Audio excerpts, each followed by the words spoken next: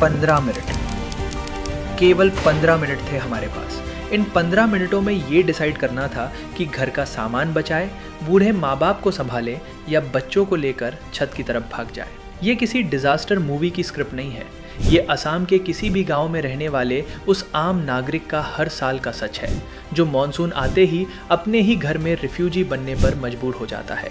जब भी पूर्वोत्तर में बारिश होती है, नेताओं और अफसरों की एक ही घिसी पिटी दलील सामने आती है। पड़ोसी राज्यों में बहुत भारी बारिश हुई, क्लाउड बर्स्ट हुआ और ये नेचुरल कैलेमिटी आ गई। लेकिन जब हम इंडियन मीटियोरोलॉजिकल डिपार्टमेंट की साइंटिफिक रिपोर्ट्स खंगालते हैं तो ये बात साफ हो जाती है कि कोई बादल फटा ही नहीं था। ये केवल अपनी नाकामियों को छुपाने के लिए गढ़ा गया एक जादुई शब्द है। असम में फ्लड कोई नई या अनप्रेडिक्टेबल घटना नहीं है, ये एक ऐसा प्री डिटरमाइंड डिजास्टर है जो हर साल रिपीट होता है। आज़ादी के बाद से अब तक के ऑफिशियल रिकॉर्ड्स पर नज़र डालिए। राष्ट्रीय बाढ़ आयोग का डेटा, असम का 31.05 लाख हेक्टेयर क्षेत्र फ्लड प्रोन है, यानी असम का 39.58% भूभाग हर साल पानी में डूबने की कगार पर खड़ा रहता है। तुलना के लिए पूरे भारत का औसतन 10.2% हिस्सा बाढ़ संवेदनशील है, यानी असम में बाढ़ का खतरा नेशनल एवरेज से 4 गुना ज्यादा है।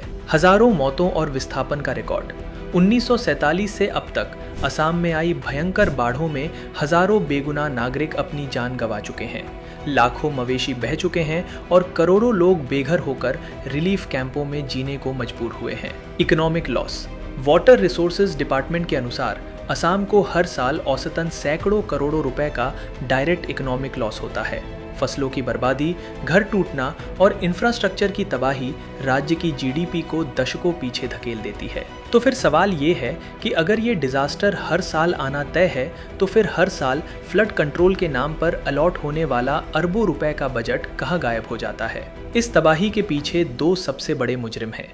पहला, पॉलिटिकल पार्टीज, चीफ मिनिस्टर्स और कॉन्ट्रैक्टर्स का नेक्सस, जिन्होंने पिछले 70 सालों में मिट्टी के कच्चे बांधों के नाम पर हजारों करोड़ रुपए का टेंडर स्कैम किया। और दूसरा मुजरिम खुद असम की जनता, जो इलेक्शन आते ही फ्लड और इरोजन के इस भयंकर मुद्दे को पूरी तरह भूल जाती है और सीएए, एनआरसी, रिलीजन और लैंग्वेज के नाम पर वोट डालकर आ जाती है। आज के इस इन्वेस्टिगेटिव डॉक्यूमेंट्री में हम 1950 के महाभूकंप से लेकर अब तक के सारे रिकॉर्डेड डेटा, हिस्टोरिकल डॉक्यूमेंट्स और इस डर्टी पॉलिटिक्स की परत दर परत खोलेंगे। इतिहासकार अरूप ज्योति सैकिया अपनी प्रसिद्ध किताब the unquiet river, a biography of the Brahmaputra में लिखते हैं कि प्राचीन ग्रंथों में असम को कोई नॉर्मल जमीन नहीं बल्कि एक वाटरस्केप यानी जल भूमि कहा गया था। असम में ब्रह्मपुत्र और उसकी ट्रिब्यूटरीज का इतना विशाल नेटवर्क है कि पूरी दुनिया में इतने छोटे टेरिटरी में इतनी नदियाँ कहीं नहीं मिलती। अगर हम हिस्ट्री के पन्ने पलटें तो 13वीं शताब्दी में असम की धरती पर एक महान राजवंश का शासन स्थापित हुआ था, अहोम किंगडम। अहोमों ने असम पर लगभग 600 सालों तक अटूट शासन किया। ये वही योद्धा थे जिन्होंने मुगलों की विशाल सेना को सरायघाट की फेमस जंग में हराया था। अहोम साम्राज्य की ऐतिहासिक राजधानी हुआ करती थी शिवसागर। अहोम राजाओं ने नदी के नेचुरल रिदम को समझा था। उन्होंने विशाल तालाब, नहरें और ऐसी वाटर ड्रेनेज प्लानिंग बनाई थी जो मॉनसून के एक्स्ट्रा पानी को नेचुरल तरीके से संभाल लेती थी। अहोम काल में नदियां बहती थीं, लेकिन वे इस तरह की विनाशकारी तबाही का कारण नहीं बनती थीं। तो फिर ऐसा क्या बदला कि असम का पूरा इकोसिस्टम ही तबाह हो गया? असम के एनवायरनमेंट के विनाश की शुरुआत हुई 1826 की ट्रीटी ऑफ याडाम्बू के बाद, जब ब्रिटिश ईस्ट इंडिया कंपनी ने असम पर कब्जा कर लिया। अंग्रेज़ों ने अपने कमर्शियल प्रॉफिट के लिए ऊपरी असम, अरुणाचल और नागालैंड की पहाड़ियों से अंधाधुंध जंगलों की कटाई शुरू कर दी।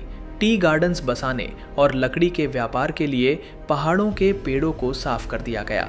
जो पेड़ बारिश के पानी को होल्ड करते थे और मिट्टी को बांध कर रखते थे, वे गायब हो गए। नतीजतन पहाड़ों की मिट्टी खिसक कर सीधे नदियों में गिरने लगी। ब्रिटिश रूल के दौरान बोए गए इस इकोलॉजिकल डिस्ट्रक्शन के बीच आगे चलकर असम के लिए एक कभी न खत्म होने वाला नासूर बनने वाले थे। असम की फ्लड हिस्ट्री का सबसे बड़ा जियोलॉजिकल टर्निंग पॉइंट आया 15 अगस्त 1950 को, जिस रात पूरा देश अपनी आज़ादी का तीसरा साल मना रहा था। उसी रात असम और पूर्वोत्तर में 8.6 मैग्नीट्यूड का भीषण भूकंप आया। इस महाभूकंप ने नॉर्थ ईस्ट के पूरे रिवर सिस्टम को हिलाकर रख दिया। हिमालय और अरुणाचल की पहाड़ियों में विशाल लैंडस्लाइड्स हुए। लाखों टन मलबा, पत्थर और मिट्टी सीधे ब्रह्मपुत्र और उसकी सहायक नदियों में जा गिरे। प्रसिद्ध ब्रिटिश बॉटनिस्ट और एक्सप्लोरर फ्रांसिस किंगडन वार्ड, जो 1950 के भूकंप के दिन एपिसेंटर के पास मौजूद थे, उन्होंने 1955 में अपनी ऐतिहासिक रिपोर्ट में लिखा था, 1950 से पहले ब्रह्मपुत्र में एवरेज हर 10 साल में एक बार बड़ी बाढ़ आती थी, लेकिन 1950 के भूकंप के बाद से भीषण बाढ़ एक एनुअल इवेंट बन चुकी है। किंगडन वार्ड ने एनालिसिस किया था कि जब सर्दियों की बर्फ पिघलती है और समर में मूसलाधार मॉनसून रेन के साथ मिलती है, तो भूकंप की वजह से उथली हो चुकी नदियां उस पानी को होल्ड ही नहीं कर पाती।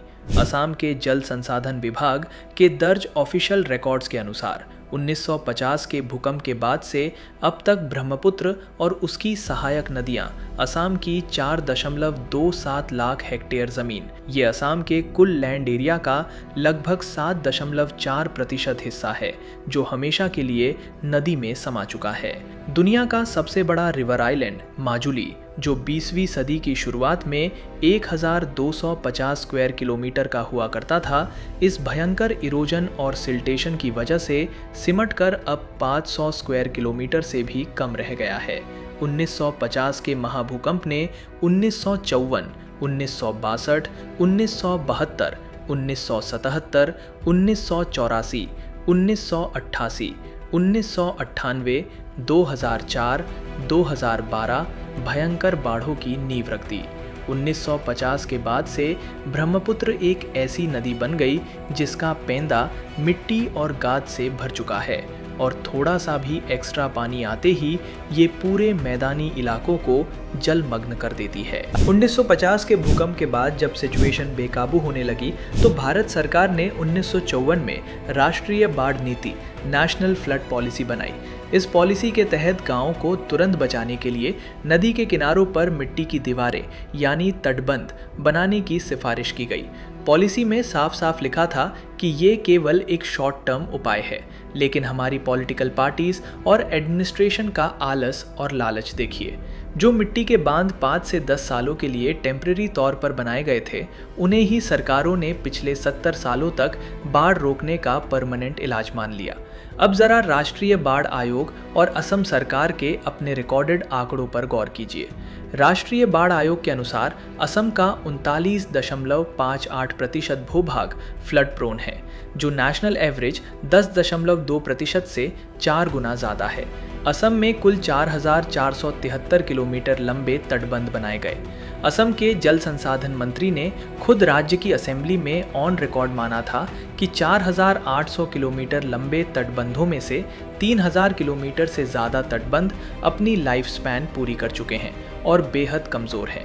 यानी बारिश का मौसम शुरू होने से पहले ही सरकार को फाइलों पर पता होता है कि हर 3 में से 2 किलोमीटर लंबी दीवार कभी भी टूट सकती है। अब समझिए कि इन कमज़ोर बांधों को साइंटिफिक तरीके से पक्का क्यों नहीं किया जाता। यहाँ काम करती है असम की तटबंध अर्थव्यवस्था, यानी नेताओं, अफसरों और कॉन्ट्रैक्टर्स का करप्शन नेक्सस। ये एक सीधा क्रोनोलॉजी का खेल है। अगर नदी के पेंदे की साइंटिफिक ड्रेजिंग करके उसे गहरा कर दिया जाए तो बाढ़ का पानी नदियों में ही रहेगा, लेकिन अगर बाढ़ रुक गई तो हर साल मॉनसून से ठीक पहले जारी होने वाले सैकड़ों करोड़ों के टेंडर्स कैसे निकलेंगे। इसलिए हर साल मॉनसून से ठीक पहले मिट्टी और बांस के कच्चे बांध बनाए जाते हैं। पहली बारिश में वे बह जाते हैं और अगले साल फिर नया टेंडर अलॉट कर दिया जाता है। ये एक कभी न खत्म होने वाला घोटाला है। हाल के वर्षों में असम की फ्लड्स ने एक नया और डरावना ट्रेंड दिखाना शुरू कर दिया है। आमतौर पर असम में माना जाता था कि केवल लोअर या सेंट्रल असम ही बाढ़ से प्रभावित होता है, लेकिन अब अपर असम के ज़िले जैसे शिवसागर, जोरहाट और चराई देव, जो हिस्टोरिकली सेफ माने जाते थे, वे भी पूरी तरह जलमग्न हो रहे हैं। इसका कारण क्या है? हाइड्रोलॉजिकल स्टडीज़ के अनुसार नागालैंड की पहाड़ियों जैसे मोकोकचुंग, मौन और वोखा में जब हैवी रेनफॉल होता है तो ढलाऊ पहाड़ियों से पानी बहुत हाई स्पीड से नीचे उतरता है। ये पानी सीधे ब्रह्मपुत्र की 3 मुख्य ट्रिब्यूटरीज में जाता है, डीको, दिशांग, धनश्री। मुख्य ब्रह्मपुत्र नदी पहले से ही गाद से भरी होती है। जब ये सहायक नदियां अपना पानी उसमें डंप करती हैं तो बैक वाटर इफेक्ट पैदा होता है और पानी पलटकर अपर असम के उन जिलों में फैल जाता है जहां एडमिनिस्ट्रेशन कभी फ्लड प्रिपेयर्डनेस रखता ही नहीं था। दूसरी तरफ सरकार जब भी सवालों में घिरती है तो एक नया शिगुफा छोड़ देती है, मेगा डैम का। हाल ही में अरुणाचल में भारत का दूसरा सबसे बड़ा 10,000 मेगावाट का यिंगक्योंग डैम बनाने का प्लान अनाउंस किया गया, लेकिन 1965 में अमेरिका के प्रसिद्ध जल विशेषज्ञ बीपी बेलपोर्ट और 1966 में हरविल ई वेलर ने भारत सरकार को साफ वार्निंग दी थी। उन्होंने कहा था कि असम का पूरा रीजन अत्यधिक भूकंप संवेदनशील है और यहाँ की मिट्टी अत्यंत भुरभुरी है। 1906 में ब्रिटिश प्रशासक एडवर्ड एल्बर्ट क्रीट ने अपनी book a history of Assam में लिखा था कि असम की मिट्टी इतनी कमज़ोर है कि नदियाँ लगातार नए चैनल तराशती है। ऐसे सिस्मिक जोन में बड़े बांध बनाना केवल एक महाविनाश को न्योता देना है। हाफलॉन्ग स्टेशन पर पूरी ट्रेन का मडस्लाइड में दब जाना इसका सीधा अलार्म है। और सबसे बड़ा लीगल लूप होल जानिए, भारत सरकार के एनडीआरएफ और एसडीआरएफ के राहत नियमों के अनुसार नदी तटबंध के कटाव को नेचुरल कैलेमिटी माना ही नहीं जाता। इसका मतलब ये है कि अगर बाढ़ में आपका घर डूब गया तो सरकार आपको थोड़ा बहुत रिलीफ दे देगी, लेकिन अगर नदी आपकी पूरी ज़मीन ही काट कर बहा ले गई तो सरकार के नियमों के मुताबिक आपको कोई मुआवजा नहीं मिलेगा। आप रातों रात अपनी ही ज़मीन पर बेघर शरणार्थी बन जाएंगे। अब आइए उस सबसे कड़वे और ज्वलंत सच पर, जिसे सुनकर शायद आपको गुस्सा आए, लेकिन ये आईना देखना बहुत ज़रूरी है। अगर असम हर साल डूबता है तो इसका आधा जिम्मेदार भ्रष्ट शासन है और आधा जिम्मेदार खुद असम का वोटर। जब भी असम में इलेक्शन आते हैं तो राजनीतिक पार्टियां रैलियों में किन मुद्दों पर बात करती हैं? रैलियों में बातें होती हैं CAA और NRC की। वोट मांगे जाते हैं रिलीजन और पोलराइजेशन की राजनीति पर। चर्चाएं होती हैं लैंग्वेज, असमीज आइडेंटिटी और मुफ्त की सरकारी योजनाओं पर। क्या कभी इलेक्शन के समय असम की जनता ने एकजुट होकर मुख्यमंत्री, मंत्रियों या ऑपोजिशन लीडर से ये सवाल पूछा कि आपकी पार्टी का ब्रह्मपुत्र की ड्रेजिंग और गाद हटाने का साइंटिफिक रोड मैप क्या है? क्या किसी वोटर ने नेता का कॉलर पकड़कर पूछा कि पिछले 5 सालों में हमारे ज़िले के तटबंधों पर जो हज़ारों करोड़ खर्च हुए उसकी एक एक पाई का ऑडिट कहाँ है? नहीं, हम ये सवाल नहीं पूछते। हम मॉनसून में सोशल मीडिया पर सेव असम का हैशटैग चलाते हैं और चुनाव आते ही सब कुछ भूलकर फिर से इमोशनल मुद्दों पर वोट डाल आते हैं। नेता जानते हैं कि असम का वोटर फ्लड पर वोट नहीं देता, इसलिए वे हर साल इस तबाही को एक रूटीन मानकर छोड़ देते हैं। ज़रा उड़ीसा राज्य की तरफ देखिए। 1999 के सुपर साइक्लोन में उड़ीसा में 10,000 लोग मारे गए थे, लेकिन उसके बाद उड़ीसा की जनता और सरकार ने कसम खाई कि वे अब तूफान से इंसानों को मरने नहीं देंगे। उड़ीसा ने पक्के साइक्लोन शेल्टर्स बनाए, एडवांस अर्ली वार्निंग सिस्टम लगाया और कम्युनिटी टीम खड़ी की। आज कितना भी भयंकर तूफान आए, उड़ीसा में मौतों का आंकड़ा दहाई भी पार नहीं करता। असम के पास भी अपनी स्वदेशी तकनीक है। असम की मिशिंग ट्राइब सदियों से नदी के साथ जीना जानती है। वे अपने घर बांस के ऊंचे खंभों पर बनाते हैं, जिन्हें चांग घर कहा जाता है। असम को अगर बचना है तो प्रकृति से लड़ने और बांधों में पैसा बहाने के बजाय इन 3 मुख्य सुधारों पर अड़ना होगा। तटबंध नीति का अंत और वैज्ञानिक ड्रेजिंग। मिट्टी के जर्जर बांधों पर हर साल अरबों रुपए बहाने के बजाय ब्रह्मपुत्र और उसकी सहायक नदियों के पेंदे की साइंटिफिक ड्रेजिंग करके उन्हें गहरा किया जाए। पब्लिक ऑडिट और रिपोर्ट कार्ड। हर साल फ्लड कंट्रोल के नाम पर खर्च होने वाले बजट की एक एक पाई का हिसाब हर गांव की पंचायत के नोटिस बोर्ड पर चिपकाया जाए। बाढ़ को मुख्य चुनावी मुद्दा बनाना। अगली बार जब भी कोई नेता वोट मांगने आए तो उससे केवल एक ही सवाल पूछिए, बाढ़ और इरोजन रोकने का आपका ठोस प्लान क्या है, वरना वोट नहीं मिलेगा। बाढ़ का पानी जब उतरता है तो मीडिया के कैमरे चले जाते हैं, लेकिन असम के लोगों का दर्द खत्म नहीं होता। असम केवल चाय के बागानों का राज्य नहीं है, ये अहोम वीरों की ऐतिहासिक धरती है। असम को हर साल सिर्फ सोशल मीडिया की सहानुभूति नहीं चाहिए, असम को चाहिए अपनी राजनीतिक समझदारी, नेताओं की जवाबदेही और एक परमानेंट सॉल्यूशन। अगर आपको ये तथ्यपरक और खोजी विश्लेषण पसंद आया हो तो इसे केवल अपने तक मत रखिए, इसे हर असमिया और हर भारतीय तक शेयर करें ताकि इस बार चुनाव में मुद्दा बदले। चैनल को सब्सक्राइब करें, वीडियो को लाइक करें और अपनी प्रतिक्रिया कमेंट सेक्शन में ज़रूर दें। जय हिंद, जय आई असम।